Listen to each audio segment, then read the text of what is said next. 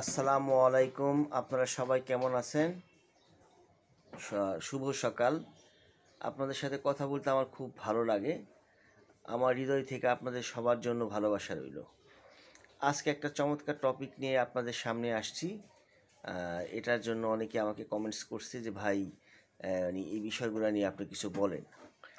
তো আজকে একটা বিষয় নিয়ে আলোচনা করব। সেটা হচ্ছে যে ওই ক্রিকেটের কথা আমাকে সবাই বলে যে বাংলাদেশের ক্রিকেট কেন উন্নত হয় না, কেন বাংলাদেশ এত বছর হয়ে গেল একটা ভালো টিম হইতে পারলো না।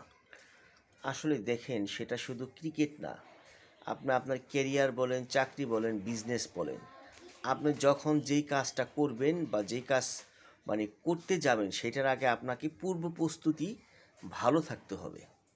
এখন আমি ভালো জব ক্যারিয়ার গড়তে চাই, ভালো জব করতে চাই, বিজনেস করতে চাই, আমাকে দক্ষতা শিখতে হবে, ভালো কম্পিউটার শিখতে হবে অফিসের কাজ করার জন্য, অ্যাজ এ ভালো লিডার, অ্যাজ এ ভালো অনারশিপ, ভালো দায়িত্ব নেওয়ার জন্য এগুলো আমাকে শিখতে হবে। ভালো ইংলিশ জানতে হবে, এগুলো আমাকে জানতে হবে। ভালো কমিউনিকেশন, এগুলো আমি জানলে আমি একটা ভালো কোম্পানিতে ভালো জায়গায় জব করতে পারবো, ভালো বিজনেস করতে হবে বা করতে পারবো, দক্ষতা। তো বাংলাদেশ ক্রিকেট টিমটার বিষয়টা আসলে অনেকটা ওই রকমই। বাংলাদেশ ক্রিকেট টিম গত 10 বছরেও একটা ভালো টিম হইতে পারে নাই। কেন জানেন? তারা তার দক্ষতাটা ভালো করে শিখতে পারে নাই। আমাকে যদি বলেন বিশ্বের 1 নম্বর টিমকে, আমি বলবো ইন্ডিয়া।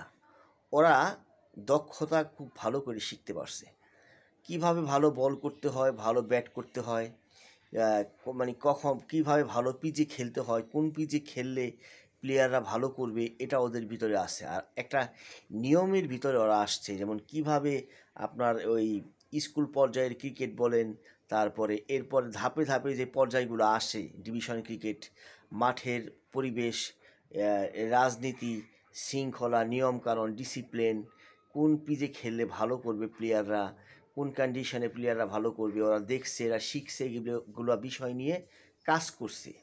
আর আপনার অ্যাবিলিটিও থাকতে হবে। এরকম প্লেয়ার নির্বাচন করতে হবে যাদের আমি একটা উপযুক্ত সময়ের ভিতরে শিখালে ভালো লার্নার, তারা শিখতে পারবে এবং সেরা এটা মাঠে যে অ্যাপ্লাই করতে পারবে। কিন্তু বাংলাদেশের ক্রিকেটের সমস্যা হচ্ছে যে স্কুল পর্যায়ে ক্রিকেটগুলো যাই আছে, ডিভিশন পর্যায়ে ক্রিকেটে প্রচুর দুর্নীতি হয়। এদিকে টাকা দিয়ে সব কিছুই করা যায়। মাঠের অবস্থা খুবই খারাপ, পিচের অবস্থা খুবই খারাপ। এরা উন্নত পিচ বানায় না, ওই এরকম পিচ বানায় যে ওই যেই পিচ বানায় এই পিচে বা অন্য টিম খেলতে আসলে বাংলাদেশ ভালো করে, শুধু বাংলাদেশের দক্ষতার কারণে না, এটা পিচের কারণে করে। আপনাকে কঠিন পরিস্থিতিতে কঠিন পিচে খেলার অভ্যাস করতে হইব, ভালো ভালো করতে হইলে বাইরে। ইন্ডিয়া সেটা আয়ত্তের ভিতরে নিয়ে আসছে। আর বাংলাদেশের ভিতরে এইগুলা কখনো কাজ করে না।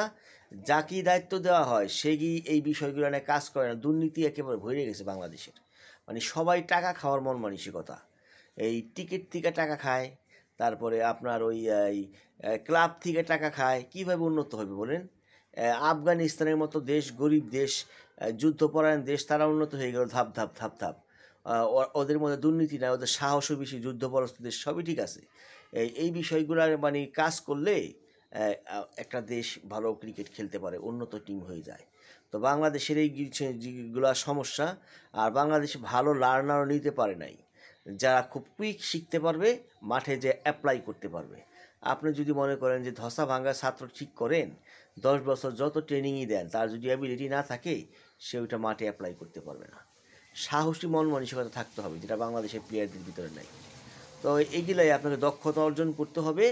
দক্ষতা অর্জন করে মাঠে অ্যাপ্লাই করতে হবে, সেটা হোক খেলা, হোক শিক্ষা, হোক ব্যবসা। তো সবাই আপনারা আমার জন্য দোয়া করবেন, আমি যাতে ভালো থাকতে পারি এবং সুন্দর সুন্দর টপিক নিয়ে আপনাদের সামনে আবার আসতে পারি। আসসালামু আলাইকুম।